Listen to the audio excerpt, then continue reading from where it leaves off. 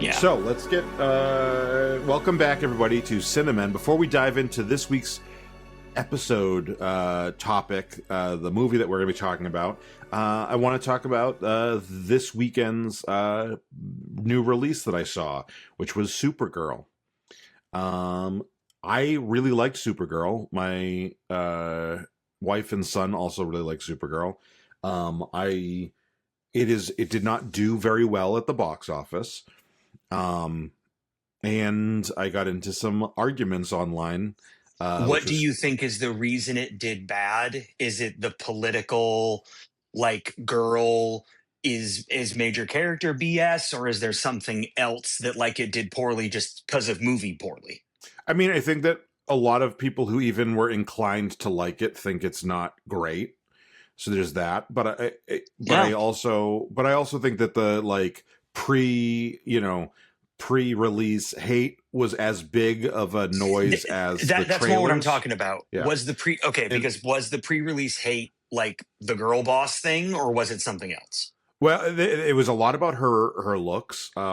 Because who wants to have a Supergirl you don't want to fuck, essentially? Oh, God, that is so disingenuous. Ugh. Yeah, her name's Girl. It's Girl. I don't want to think about fucking girls. Well, she's an adult. Ever. She's an adult. It doesn't matter. It doesn't matter. She's not an old adult. Like, she's clearly a teenager, right, in the movie? No, she's 23. Or young adult? Okay, but at the same time, gross old people don't need to be having thoughts about sex with a 23-year-old. Or if you do, don't talk about it. One of the big things. But what I wanted to mention was more of a movie topic than the movie itself.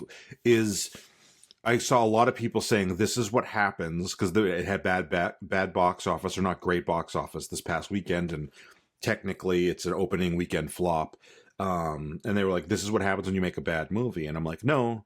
And I got into this argument on a bunch, and people thought I was just defending this movie. And I think that the argument here is opening weekend can correlate with quality, but doesn't necessarily. Because opening weekend, especially on a non-sequel, is entirely dependent on the marketing.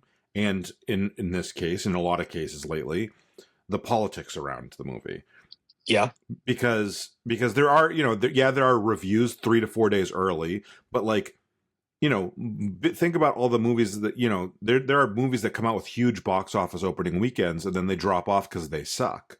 Well, the opposite can be true too, where it can be like, oh, we weren't expecting this to be good, but I heard it was good from the few people who went and saw it, so I went and saw it. Okay. And so opening weekend to me, even though I understand why in some ways it is a huge deal, opening weekend box office should not be an indicator of quality in any way, because I think an overhyped movie that doesn't deserve its box office numbers can just be popular because of the name, or because of the trailer, or because of the marketing, and then, like you said, the very next weekend. Yeah, that was one of the big things with, and I know you're not a comic book movie guy, but like the movie Black Adam with The Rock from a few years ago. The Rock got really butthurt about the fact that they didn't want a sequel to Black Adam, and he's like, "Look at the opening weekend we did," and it's like, yeah, because it's a Rock movie, and people were like, "Cool, I'm going to go see that The Rock as a superhero," and then the next weekend it dropped off significantly because the movie wasn't particularly good, and so like, while I understand that, like, there is some value in having a great opening weekend, it can definitely propel you. And there are movies that can, because they have a bad opening weekend, will fail despite being good movies. I think that we need to just like look at it as this is a thing, and the quality of a movie is a thing, and sometimes those things align and sometimes they don't. But like, people take that as, of course this movie sucks. Look at the box office, and it's like it's been out for 4 days. Like, how do we know? Yeah, how do we know in 4 days? Like, Well, okay, but then but then what you just said, the framing is the same the other way around. How do we know just because a movie does well that it's any good? Exactly. If in the first 4 or 5 days it tanks, and the second weekend everybody's moved on to staying home and watching something on the television, rather than watching something in the theater. That can be just as much of a tell, I would think. That's a problem. And the era. A lot of times, a lot of times a good movie with a bad opening box office will not be able to gain traction because that No. opening weekend. But like, to me, opening weekend can mean so many things. Like, this Yeah. is this is the weekend before the 250th 4th of July, right? Like, this is A, B, C, D. There's so many factors going in. So the Solo movie, the Han Solo movie, That I it thought was was good. it was a good movie. It was Yes. released at a terrible time, Hmm. and it was poorly marketed, and it came Yeah. on the heels of Star an Wars people of gave it a lot of shit. Speaking of. it came, and so that movie is considered a failure, but it's a decent movie, and I think there's a lot of people who genuinely don't like the movie. That's its own thing, and I don't, so I thought that this was worth talking about because this is another one of these things where we think the money is the quality, and it isn't necessarily. And I hope that Supergirl slowly builds. I hope that it gains some traction because I really want to see her as Supergirl again. She's great. She was amazing in it. Um, I, everybody else is talking about how great Jason Momoa was as Lobo. I take it. I could take it. Like, he was fine. I think the look of the character was weird to me, and I know that's how he looks in the comics. And then the third main character, the little girl that is being helped, was great too. And so, like, what I hope is that they give this, I hope it gets some future life. All the, that it doesn't just like, oh, that was the end of Supergirl in the DC. Yeah. And I would believe that something we both saw, Toy Story 5, there's Yep. going to be a Toy Story 6, even if Yep. Toy Story 5 bombed. So there's like the idea of the length that Disney/Pixar can stretch an IP, but then look at The Mandalorian and Grogu. I am still going to stand 2 feet on this. That is the last big screen cinema Star Wars we get for like at least 5 years We have one because coming of out how in Christmas. poorly. Well, I know. Do we? The It's The confirmed. Ryan Gosling one is already filmed. Okay. So if that one's in the canon getting released, let me rephrase. We're not going to have another one lit. We're not going to have another one that is pushed Greenlit, yeah. to theater. Okay. Greenlit. Thank you. That's what I'm ever lit. We're not going to have another one pushed to theater for 5 years because if this Ryan Gosling one, what this one is an Acolyte. This or no, not Acolyte. It's Star This is Wars Starfighter, okay. directed by So Sean Levy, who I think is the guy who directed the last Deadpool, or the last two Deadpool movies. like if this doesn't hit, that's gonna be maybe a death nail for Star Wars on the big screen. Yep. And when I was saying the era, when you were mentioning about the Supergirl thing, and we've talked about this on previous episodes, audience, where we're saying that there is so many more things that are challenging our attention, right? That if a movie doesn't hit, now you're a movie fan, I'm a movie fan, or becoming a bigger one. If there's not something to watch in a theater that I want the experience of going to a theater to have, I'm just going to stay home and watch a documentary or learn something and watch and watch a docu-series or I'm a big fan of the YouTube like creator documentary scene, and the video essay is something that I'll sooner watch than a television show because I like learning that way. And given between work, the projects I do with Chocolate Diamond Media, and then the things I just want to do because I want to do them, yeah, my attention is at a premium. And if Star Wars can't hit with Starfighter, is it going to be the same kind of thing that if Supergirl doesn't have a good second weekend and it's a holiday weekend and it's a major holiday weekend in the US, like, is this even going to compete for people's attention? So I would like to see Supergirl. I can say that the marketing wasn't light. I am a user of the Finch app, and it has had an entire push for the entire month of June that is Supergirl themed. Like the entirety of the app is Supergirl themed. Heavy And and good though aren't always the same thing. Heavy marketing versus good I marketing. know. Oh, I know. Trust me, I agree. I still remember the iconic ads of the 90s and the early 2000s. I'm such a fan of minimal design. I remember when Coinbase did that ad where it was just the bouncing QR code during the Super Bowl. And the QR code, when it hit the corners of a screen, it changed its color like the old DVD menu. And everybody scanned that QR code because there was such minimal information on what this is. They're like, what is this? Oh, it's a cryptocurrency thing. Right. But they still scan the QR code. So yeah, I want Supergirl to do well because I want to have more things I want to watch that are a film, that are new. Exactly. And I don't necessarily have a lot of that. And yes, this podcast has guided some of that, but not all of it, because there's still stuff I want to watch that you're not into, Yeah. So last Pillion, thought before we move example. on, because I love the theater experience, although I will say as I get older, it's fading a little bit. Well, that's the other big thing, the theater experience. Like, I have to want to go see it as a theater experience. I want the food, the smell, the sound, how big the screen is, how disorienting it can be. Like, I want all that. But I like that even, like I know a lot of people are like, oh, I want to see Avatar that way. But like you like Pillion, what we're about to talk about. Pillion, not Pillion. Pillion. I would have gone and seen that in theaters. If, the problem is that like for me, it's more like one of the things I hope that if this podcast gets really good is I want to get a Stubbs member, the A-list membership, so I can go to the movies several times a week. Because like that's what when I was single and living in Denver by, basically with no friends or whatever, I would go Fridays were my day off and I would go all day long and see movie. And I loved it because you could see them at matinee price, right?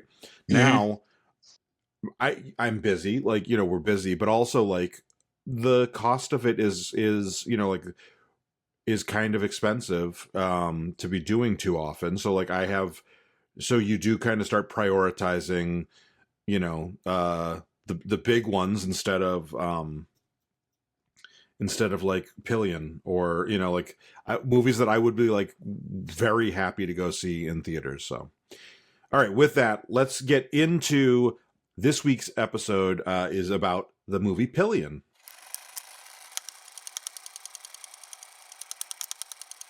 Our theme. Well, first of all, let's give an opener for those folks that haven't seen it. First of all, you watched the unrated, correct?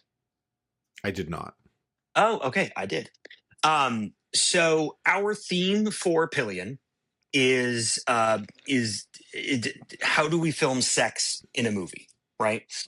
And I thought a little deeper about that, and like a good sex scene is not there to show like bodies in action. It's there to show leverage. And this movie encapsulates that entire idea really well, considering that the point of the film, this is our spoilers, flash it, point it, whatever. You have this oh God. Mousy is the best way I can describe Colin. He is I don't mean this to sound rude. He's a new gay guy.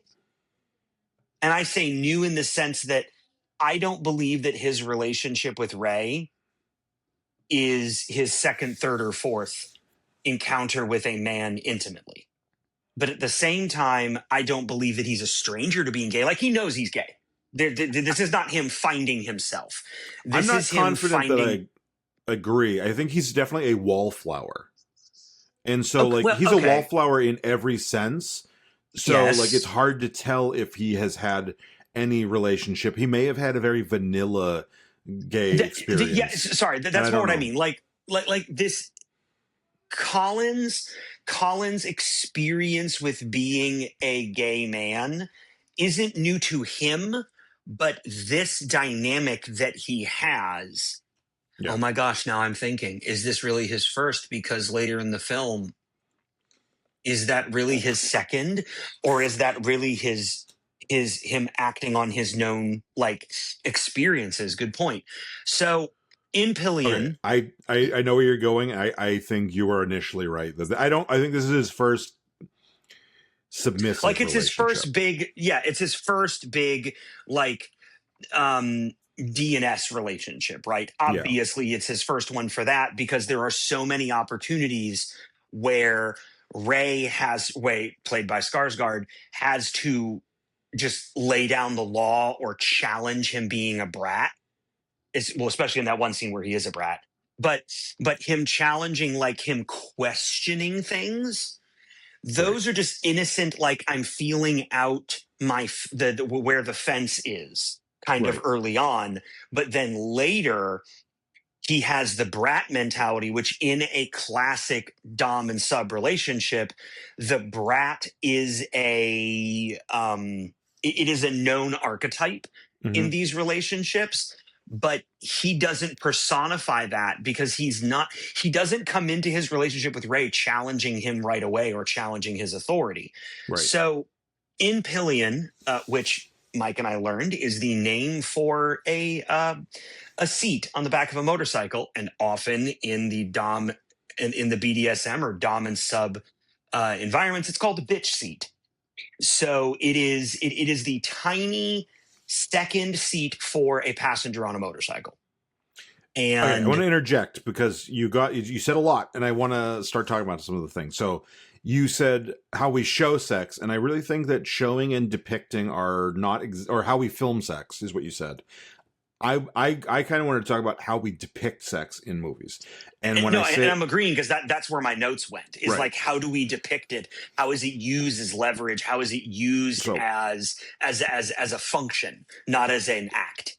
so I will personally say that like, and I agree with you. Like I think that like, and this might be surprising coming from me, but like I don't like sex in movies to be gratuitous, No, and I mean that in the literal sense of the word like it gratuitous. doesn't serve a function to It me. needs to serve a function, and Yeah, I'm okay if that is a plot function. If and I'm not saying characters can't have sex, I'm saying like showing the sex on screen is something that I think needs to serve some kind of function. That could be an emotional function, which it is in this movie more than an action function.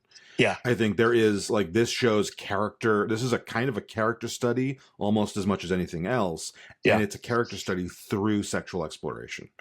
So I think Yes. that is a huge part for me of like this movie. Even though this movie, in the more common use of the word gratuitous, might be considered gratuitous, it is not gratuitous in the sense of like it's unnecessary. I think it is. I think that without the sex, this is a completely different movie. You don't get you'd have to do something else to get the depth of character. Um, Go ahead. You look like you're about to. Okay, when you say it's a different movie, do you mean okay, because you're saying it serves a function. Do you mean if we knew it happened, we just don't see it? Or do you mean if it didn't happen at No, all, like these characters did not have sexual no. activity? How do you mean? We need to see it. I think seeing it Okay. is you. If you did it without showing it, if you know we It allude would to fall flat. them, it would fall flat because you don't Yeah. see the dynamic between the two of Oh them. no. Yeah. Because the dynamic when they're not having sex is a different dynamic largely, and Oh, it's fucking uncomfortable. it's a very uncomfortable movie to watch. But like I think when you get into when you know like I think that this movie is a character study of that specific dynamic. And it's almost entirely Colin that is explored. Ray is only explored through Colin's perspective. We don't see what Ray is outside of that, other than when Colin is observing him from a distance. At no other point do we see Ray without Oh Colin. yeah. Because So, you're right, we get those scenes where like he's almost idolizing or right, admiring him from a distance, right, and his brain is immediately dopamine flooded. You yeah, can see it on his face when like he hands him the coffee, yeah, or when he or when he's on the bike and they're riding to somewhere. Like yeah, he turns into a puddle, and yeah, that and kind we of stuff. Like you're right. and I'm thinking of it now. Is this his first, or is he so addicted to that No, it's I think really this. not his first? You know what I I mean? I Like, think it's his first relationship like that. I also think, there's so many references to how good looking Alexander Skarsgård is. Like one of the guys says he's impossibly handsome. Colin's coworker says that's your boyfriend. Like, yes. and And even his dad. yeah, and they're just like, Even oh, his like dad went there this. at the So table, was like, like, "No, he's handsome. Like, look at him." yeah, so there's like that's another dynamic that I'm not sure that they expound upon with like, has Colin had relationships, but they've all been kind of his level looks wise, You mean they and look like the first guy? yeah, I mean, because the The, first the, guy's the, not the a bad dude in the looking very dude, opener. but he's average, right? I don't think, He's more than average. He is the absolute personification of a feminine gay man. Like, okay, that first character looks like a modern effeminate gay man.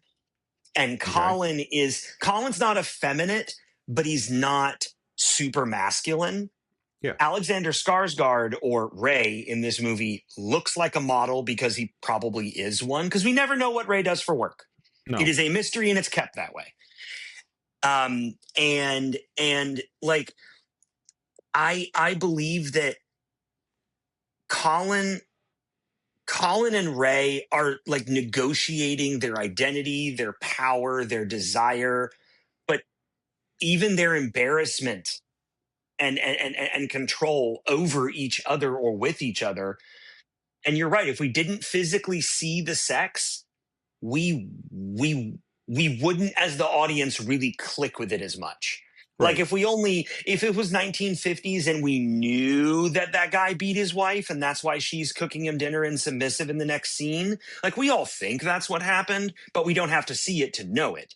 right, If we didn't see, I was saying, if we didn't see Ray uh, do the wrestling yeah, scene with Colin and then say, "Hey, pick yourself up. You're too tight." Like, if all yeah, we saw was him saying, "Pick yourself up. You're too tight," like, yeah, the audience would just say, "Well, obviously, because look at how handsome he is. Handsome means big penis. Big penis means painful and tiny tight butt. Duh. He's a little Twinkie bit." Meaning, Colin is a little bit of a Twinkie bit because he's hairless. He eventually becomes even hairless almost on his head, but yeah, like, everything about him is just so small and but tiny and frail. So if we yeah, didn't see them have sex, it would kind of be obvious, like, yeah, of course Ray says good. But no, with right, that scene that happened right there, you're like, oh, but this there's is a whole nother thing. there is also, and talk about the discomfort or uncomfortability of the movie. There is in those scenes, um, Colin has emotional arches in each one of those scenes, even where it's like, Oh, he arches. I'm nervous about this.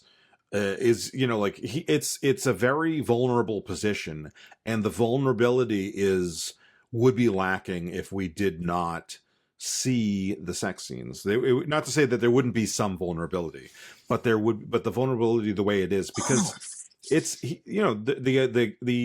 there is like consensual violence, but the potential for like a more severe non-consensual violence is very present in his perspective, in his face. and Yeah. and so it is one, it kind of harkens back to what I imagine it would have been like being gay in a time where it was not widely accepted or maybe even illegal, where you didn't know what you were, is this person gonna be a cop, or is this person trying to bait Yeah. me and then they're going to take me and Well, them and their friends are going to gay bash me? Like, there is a sense of, in a way that there isn't really that much in a normal story, a normal gay romance story of the time of right now, unless you put it in somewhere where, in England it's not going to be, in the USA it's not going to be that same like Matthew Shepard kind of story of like, this could end really badly. I thought it was Just going to. yeah, well, The very first meeting with Colin. Well, when Ray first engages with Colin at the bar, and he gives him his like location where to meet him, no phone number, nothing else. like, yeah, that was probably Ray protecting himself a little bit as well. But just the way that that entire scene played out, I actually thought it was going to be a violent thing. Like, I actually thought someone was going to get hurt. I really did. Like, I really thought something was going to get a bit bruised, and nothing did. So it could have been that. You're right, and it wasn't, because that was the scene in the alleyway really does set the precedent for like the entirety of their relationship. Almost every situation was a branch of that.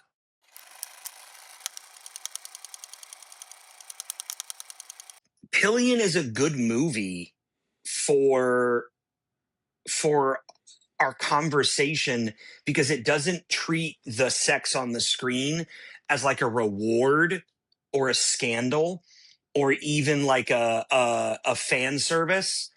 It really treats sex as the plot.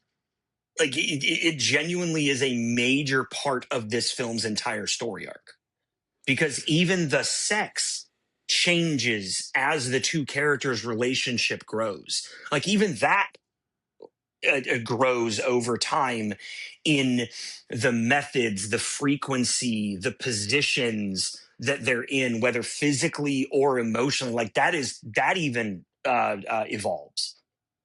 Right. I agree. I think, but I also think like that is essentially like, I mentioned that I don't like gratuitous sex in movies. And when I say that, I mean, like, think about like 80s comedies. Like Matthew mentions this all the time, where it's like back then people didn't have access to like porn necessarily, so they It was throw it more in, gratuitous throw on screen. boobs Yeah. into like horror movies and in randomly. And Yeah. but that, so when I say that gratuitous, I mean it that way.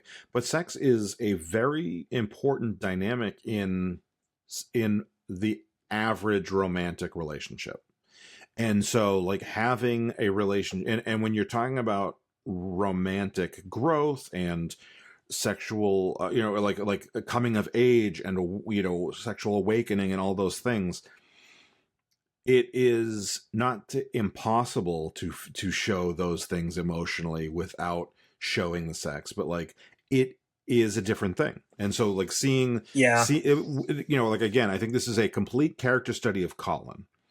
Oh yeah. Because almost every scene, I'm trying to think if there's any scenes that Colin isn't in, and I don't think there are. So it's like completely from his perspective, and then on top of that, you've got the fact that like during the sex scenes, we are seeing his face more than anything else. Like, Yes. sometimes it's kind of blocked because otherwise it would be almost pornographic. And again, I don't mean that in the like traditional sense of the word pornography, but like in like societally what we would accept, it would be almost pornographic. So like there are moments where his face is blocked, but that's also used purposefully so that like Oh, it is. Yeah. we own, yeah. What I think it was like the second or third time that we see Colin and Ray, Mm. and Ray is behind him in a dominant stance, and I think he's covering his face or his forehead or something. So even that is like a function of of Colin's of Colin's like growth as a gay person, but also as a submissive in a gay relationship. Specifically that part, because you see his face go through like fear, pain, elation, and relief, like all in that order in the 45 seconds that that scene is going on. And like a bad sex scene can stop or even just derail an entire movie. Mm-hmm. Whereas in Pillion, the sex scenes are good and they tell you what this movie is actually about. Yeah. And that's his coming of age isn't quite it, but his growth, Yeah. his character study as a young gay man in Britain in specifically a dominant and submissive relationship with Ray. Right. So let's talk about the actual plot of the movie real quick. So that because Now let's this talk about the plot. the meat of the movie, because I don't think your average, and I did I don't think your average person will have seen this movie. Yeah, I know. Me. No. Um, I don't think I would have seeked out this film if you Right. did not suggest it. But at the same time, if like, okay, this is one of those films that if I saw an LGBTQ podcast talking about it, I'd want to go see it. Right. Because it's the kind of film that I would want to see someone who's in that community or in that lifestyle talk about it, to justify it not being just gratuitous silliness or borderline pornography, Right. or even like a satire. Right. But as soon as I see people in the community discussing it, I'd be like, oh no, I want to see this now, you know? Like that's really how it would be for me. I think that there would be prudish people who would describe this movie as pornographic. I do not think it is. I think this is artistic. You can disagree with the merits of art. Obviously, we all do. Art is subjective, but I think that to call this not artistic would be a disservice. As far as the story, though, just to give some people the idea, the idea is we follow Colin, who is played by Harry Melling, who most likely you know as Dudley Dursley, although he was also in The Queen's Gambit. He's been in other things. He plays like I said, a wallflower-ish gay man who his mother, the opening scene, his mother has set him up on a date, on kind of a like blind date, and it isn't going great. But while he's there, he sees this other man, played by Alexander Skarsgård, who is with like a biker gang, and a somewhat, I don't know if as someone who can't read the room very well sometimes, I don't know if they are supposed to be if it's like a gay bar or what the situation is there, or if they just get. You're right. Vibe. I don't really know that. I don't know if they just get the vibe. So like partly that is. I don't know how many bars have a barbershop quartet performing though. Yeah, but wasn't his dad one of the quartet singers? So like, I don't know. His dad is one of the singers. So right, like, exactly. I have no idea. Like the dynamic is both literally foreign to me because English pubs like that are just so different than anything we have here. Yeah, they are. Even like a neighborhood pub kind of situation, like it has a vibe difference. But also there is I don't have particularly good gaydar, and like there's all these other things. So anyway, so Alexander Skarsgård and him kind of connect at the bar for a second, where he kind of cuts in front of Harry Melling's character Colin, but when he's done, he gives him a note which said something like, "Meet me at the dog park at midnight," or whatever, or 9, and it's like Christmas Eve or Christmas Day at that point. Yeah. So he goes, so they go like leave the dogs at the park for a second. They go into a back alley and have their first sexual encounter, which is immediately sets the tone as to their roles in the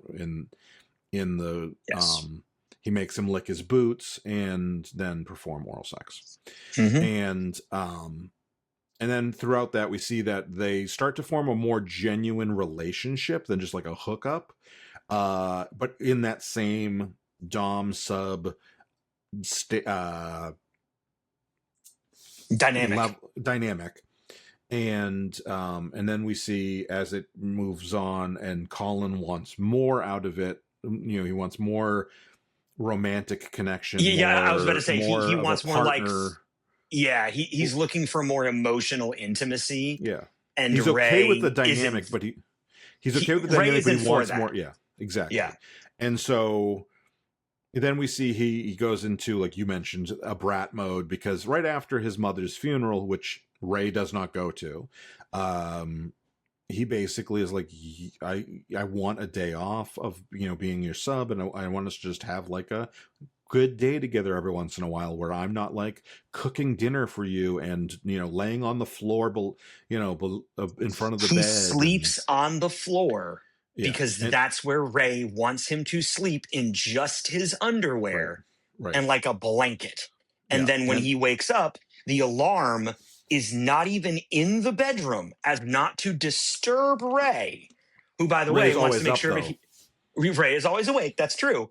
And there's like a task list that is Yeah. left for Colin to do for Ray while Ray is Right. off doing Right. Ray things. And so Colin wants more.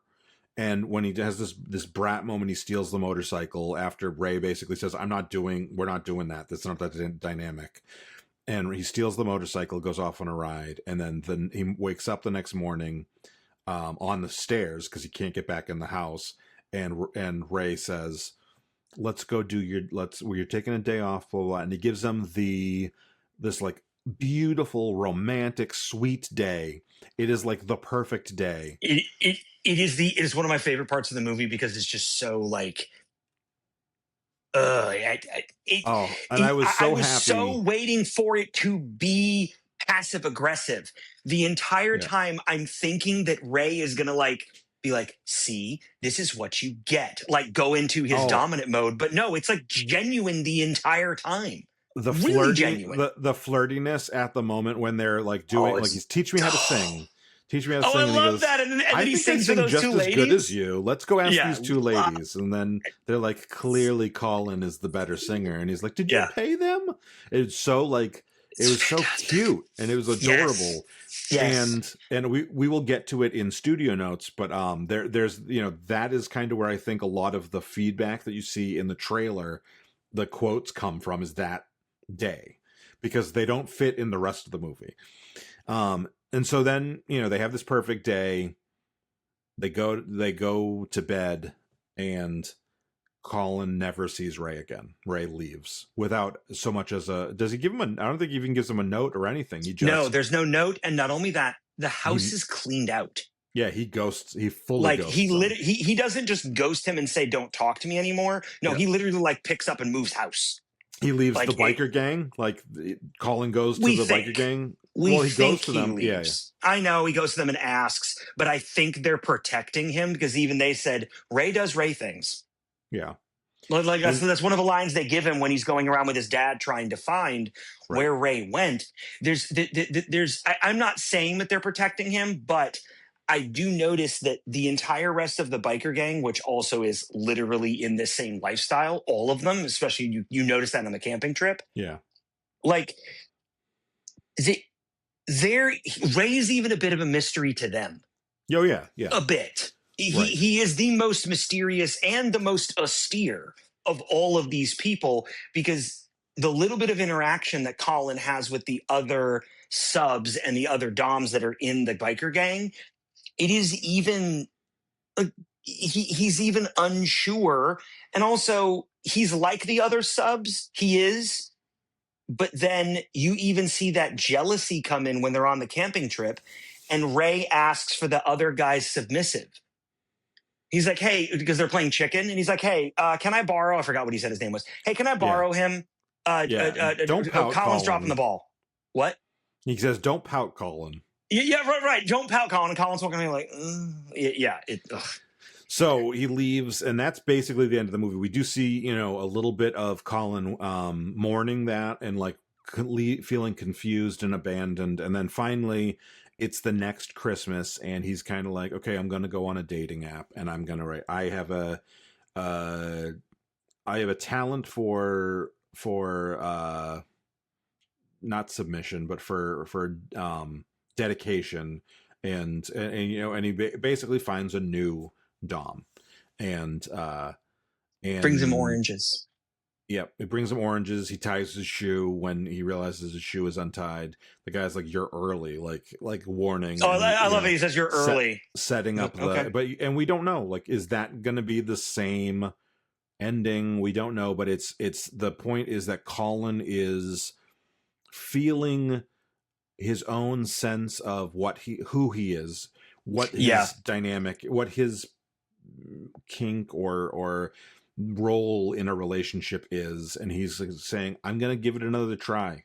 And there's that hope there's a hope to it that we don't even see at the beginning of the movie before he's introduced to this idea, because he No. seems pretty like not into the date right away, and he just seems like, I am attracted to men, but there is just something missing in general, which isn't necessarily a guy, because if it was a guy, he's on a date with a guy, and he's not even like, it's not that he's not into that guy, it's there's something missing. So the thing that's missing is Yeah. what we spend the whole movie finding. And then now that he has that It's thing, like he Colin's has sense of purpose. And you're right. right. In the end of the film, when he sets up with the date with his next dominant, He's like it hopeful very again. much he's hopeful again. And also right before that, like you said, when he's filling out his dating profile, he even stops. He's like, oh, I about will not me. cut my hair. I will Oh not cut my yeah, hair for yeah. you. I need one day off a week. So he's set boundaries. He has these little right. He sets these boundaries because he learned this from his time with Ray. Like Yeah. it's not that he didn't enjoy that much structure, because he probably did, but there's also this kind of situation It's a that limit. yeah, he's setting limits, which with Ray, he was trying to find where the fence was. Right. Whereas now with the new guy, he's like, nope, I will not cut my hair. I All right. need one day off a week. Can you cook? I can cook, you know?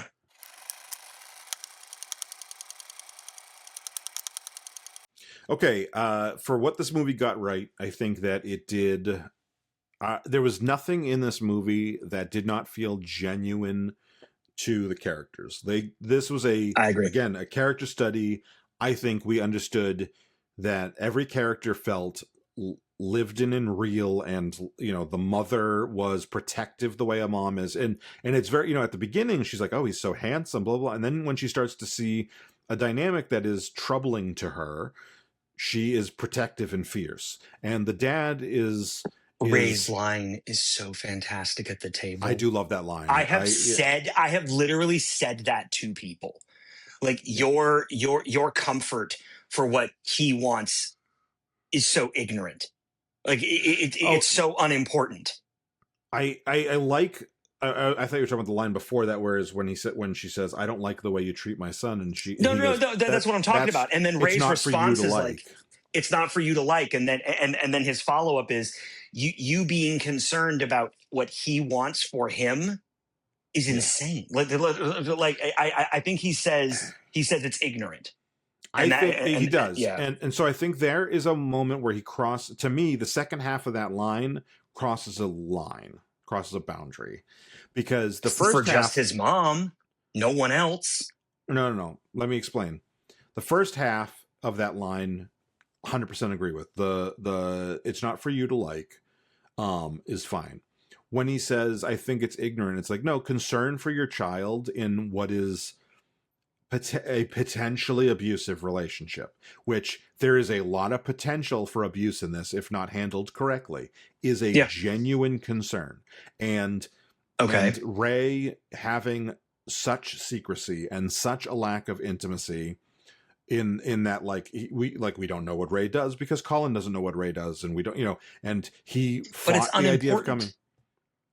It is unimportant in a way, but it is also fodder for abuse, like for that to blow into his level. Yeah, like if you had some kind of intimacy, you'd know that about your partner.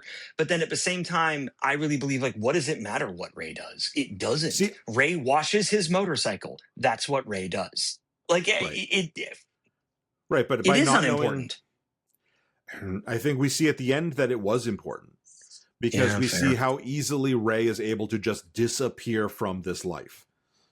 Because, but like that is, I would argue that's its own sense, that ending that they have is its own sense of psychological abuse. No, I can agree with that, but I can also see the point of it doesn't matter. It's unimportant. Like, my favorite color is blue. What difference does that make? Like it doesn't have any indication of anything that's different outside of wanting intimacy, emotional intimacy. And Ray does not have emotional intimacy at all. Yeah. So I think they got all of that correct in the like sense of everybody is who they are and is really well developed in that way. I think as far as what could be improved, honestly, this movie, I struggle to see what could be improved. Now, I can see what would make this movie more enjoyable, Yeah. more fun, less Yes. uncomfortable, but they would inherently make it a different movie and give it a different task than it is doing. But there's not a moment where I'm like, oh, that was a mistake in acting or filmmaking or writing. Yeah. No, there Um, really isn't those. This is, I agree with you. This is one of the most egregious examples of like fun and watchability and quality are like two opposites here. yeah, it's like So Requiem for a much, Dream. It's like yeah, Requiem for so a much. Dream or Precious, where you're like, these are amazingly made movies and you should see them, but you probably never want to watch it again because it's not fun. It's not like a fun, wholesome, like there is the date scene. Like I wish there Oh, like the date scene's it's cute that's as the hell, part that dude. I would watch that's that the over part and over again. that is the part that kind of makes you like that's the part that gives me, so it's not like this is a 1 or 2 on watchability, Good like point. that. Good point. That's where it comes into like being reasonably watchable, but on the other end, like it is not a movie I want to rewatch. So But I yeah, really and liked it. I really thought it was a good movie. so that is very much I have the same like what did it get wrong, what could it do better, is in the queer and kink community there are those like feel good films for their community or Yeah. for their lives. This is not one of them, No. but it is an accurate representation Yeah. of that dynamic. So it almost it really discovers and peels back some of the layers of making like the dom and sub relationship not exotic. It Hmm. just makes it plain as the nose on your face, and Yeah. it doesn't make it like comical. It makes it Right. human. And a lot of the feel good, especially in the 90s and early 2000s, a lot of the feel good movies that you would see for Pride Month or you'd see as a member of these communities were always like the comedy heel effeminate gay twink character, Yeah. and it was them trying to become accepted in everyday life around all the straight people. Like Yeah. it felt cheap. Nothing about this felt cheap, but at the same time, because it is so realistic and Yeah. heavy-handed with the symbolism, the stuff that it could get better if you made it better for me as a heterosexual person, it's a different film. I agree with you I entirely. what I will say to what you just said, and I agree with what you just said, but I also think that there is somewhere in between that like very camp, fun gay stuff Camp is the word I needed. Yeah, you're right. this, and I think like for example, the other submissive and his dom, who we don't really see anything from the dom other than like I don't even know that we hear him say anything, but like I don't even know their they're names. I think Kevin was the submissive. Kevin was, you're right. Okay. Kevin was a submissive because he But said his name in the camping scene. Yeah. they have the same dom sub Like he thing holds his going on. umbrella all the time. They're in the same they're in the same subculture, right? But I think you could show them, you could make a story about those characters that have a maybe not as sweet as that date scene, but not as dark as the rest of it, and it would Okay. still be real. So like I think you're right that they connected with, but I don't think that's I don't think Colin and Ray's relationship is the entirety of this subculture. I think that they it's are not, but a it's a real, representation. exactly. They're a representation of the people I know in this lifestyle. It is a realistic, like real world example with How many gay BDSM British maybe not British. biker gang people do you know? I That's such a weird specific. The British is the only part I don't have any personal experience with, but the rest of it, I have friends in that community, and like the lock and key, the chain with the padlock, like the shaving of the head, like all of this is genuine, like submissives' desire for this kind of connection to their dominance, and Yeah. and really you see Colin become comfortable, but then, and this is often what happens, and I saw sentiment about this specifically online, and that was oftentimes, and this is why I think it's his first in this lifestyle, the first big click dom sub relationship you have, the submissive goes bratty and big bratty. Okay. Like like they just get pushed so much because it's so different for them that they emotionally crack, and they have that moment where they challenge, not little pokey fun challenges, but they genuinely challenge the direction of the dominant. And that's exactly what Colin did.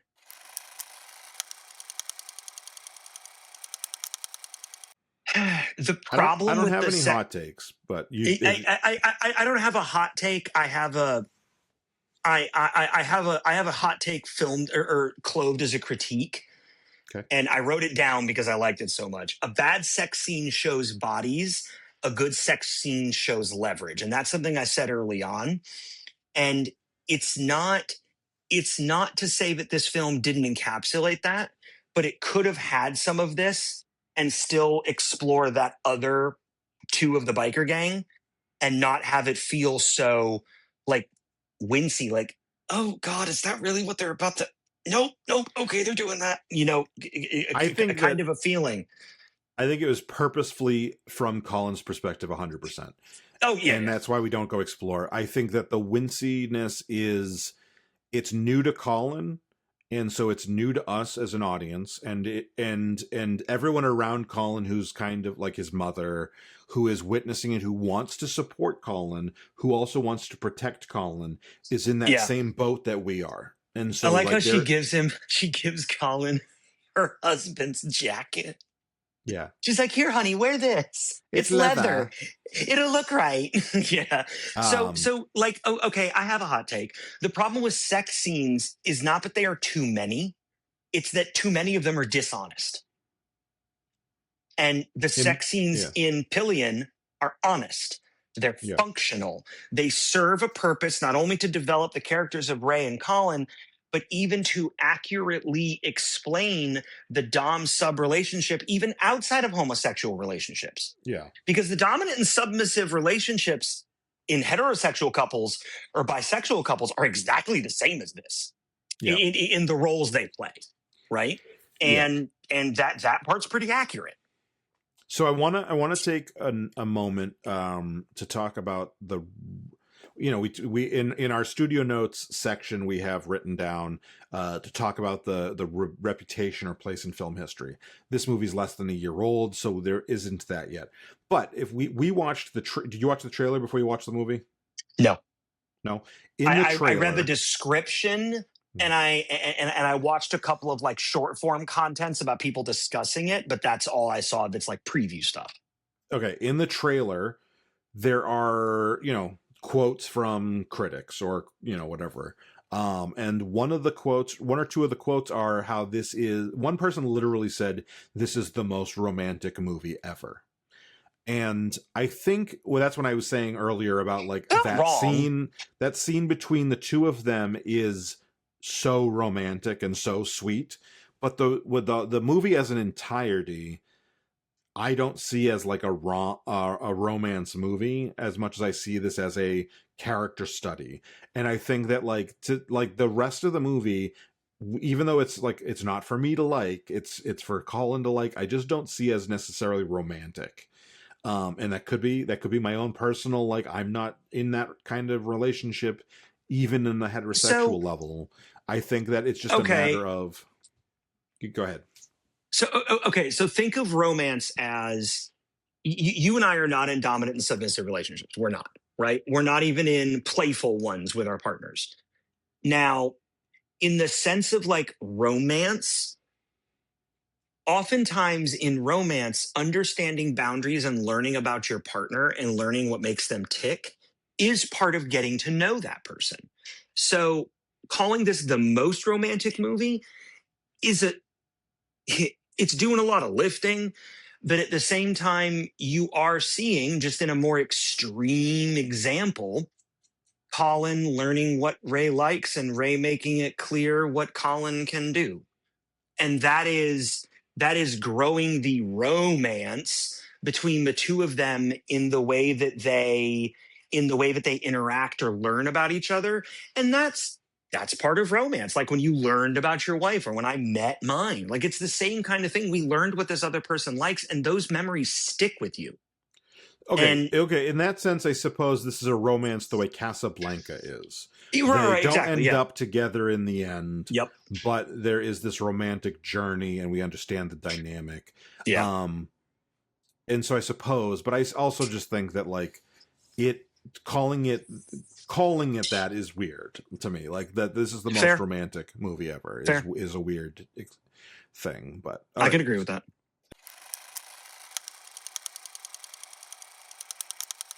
So, how about you do your scores first? Okay, well, first of all, I will say that I recommend this movie. I've already kind of given that away. I recommend it, but once. Yes, exactly. Very like Precious. I recommend it once. This is one of those one-off kind of movies. So my scores for fun and watchability, and like I said, there is a pretty big gulf between the two. For fun and watchability, I gave this a 5. It is not.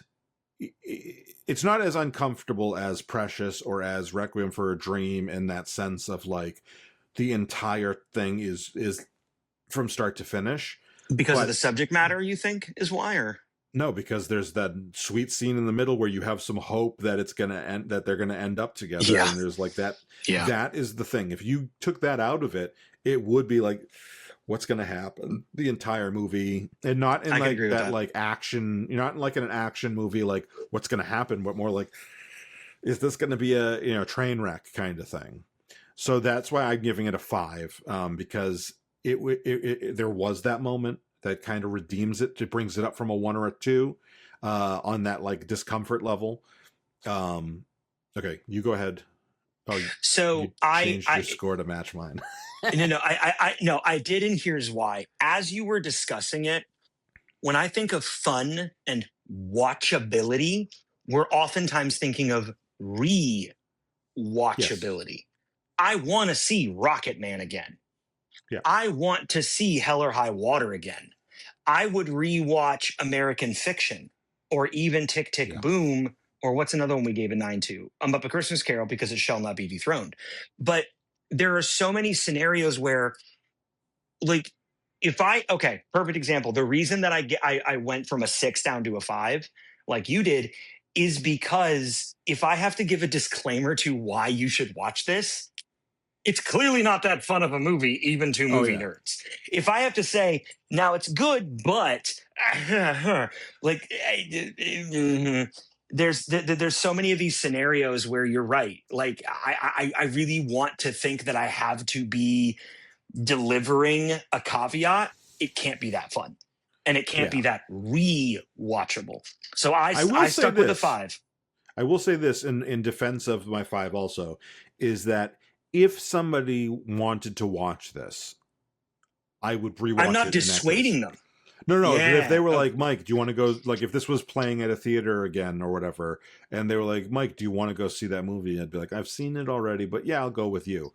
Okay. If they haven't, if they haven't, if they haven't, either way.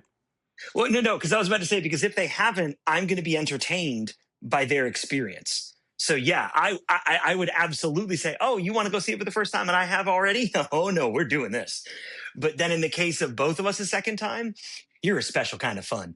If you're going to go watch this twice with someone else, you're a special kind of martyr. All right. And then as far as quality, we also agreed on that. Although after having explained what I think that they could do better and how that there isn't anything that they think they could do better, it makes me kind of want to up it, but I gave it an 8. Maybe simply for the fact that like there wasn't much that stood out as far as cinematography and the filmmaking, that's the not film this craft. Film. Right. Yeah, right. That's not this film, but okay. Perfect standout scenes for me that I know are difficult or challenging is when he's driving around with his dad to try to find Ray. And there's that pan shot from them in the back seat looking through the windshield, and then a seamless pan through the side window and then all the way back to the back window, one take. Like that there's definite like good I just got chills. There's definite good film craft here, Yeah. but it's not the highlight of the film. Right. And obviously technicality is not a highlight. The music's good, right? The music isn't, and again, very much, and this is something I the like. ending song where when he's doing the barbershop again, and it's Charlie Chaplin's Smile. That was really good. It is. So like there's good like film craft stuff here. All right, you talked me into upgrading it. Well, no, but I'm going to stick to an 8, and here's why. I'm going to stick to my 8 because there were opportunities for this to step up. There were opportunities for some of the scenes to not be just so. Is exposition the right word? Just plain or straight or simple or the way they're supposed to be. Like there were opportunities to be a little more. Yeah, thank you. There were opportunities. The dog just turned on the light. There were opportunities I saw for the light it go to on be behind you, and I was like, okay. He's lying over there. Early the switch is, yeah. It's 45-minute drive north, and the sunset really early. So there was really opportunities to be a little more artistic, and they weren't taken. And that's why I'm going to stick with my 8, because this could have been like Amelie, that pretty beautiful. There's opportunities for this to be that a 9, but it's not there. And when I look at the other things I gave a 9 to, this is not The Prestige. This is not Rocket Man. This is not Singing in the Rain. This is not even Oppenheimer. Those are my 9s. So when in comparison, I'm like, nah, an 8's appropriate. Yeah. Which does rank it at a 13. So it ties it with Swimming with Sharks, the Alex pick that wasn't that great. This is a better movie than Swimming with Sharks. No, it absolutely is. Swimming with Sharks is just kind of a fun movie to watch, but it's not a very good movie. This ties it with Rosemary's Baby. Those are the only 13s we have, like solid 13s. So, and Swimming with Sharks is 13.5, but either way, yeah.